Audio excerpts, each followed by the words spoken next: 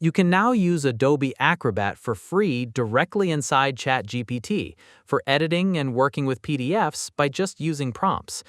To use Adobe Acrobat, you first need to enable it in your app. Go to Settings, then Apps and Connectors, and then click Adobe Acrobat. You can just press Continue without account for now. Now we'll open a new chat.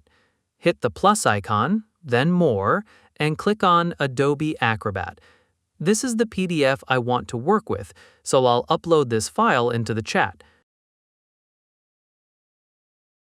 Now I'll give it a prompt for what I want, such as it looking at the metadata, and submit. Now, to use Acrobat inside ChatGPT, it tells us we need to log in to an Adobe account, but you don't need any paid subscription.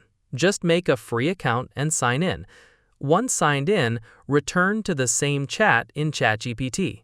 And using the Adobe Acrobat app within ChatGPT, it responds with the PDF's complete metadata. If you want to see the full list of features of Acrobat inside ChatGPT and what prompts to use to trigger them, go to this page on Adobe's website called Adobe Acrobat for ChatGPT Overview. Basically, tells us that once active inside ChatGPT, the Adobe Acrobat is triggered simply by starting your prompt with the phrase Adobe Acrobat. Inside the chat interface, this unlocks a suite of specialized tools, including high-accuracy optical character recognition (OCR) for extracting text from scans, precise content editing, and secure redaction capabilities.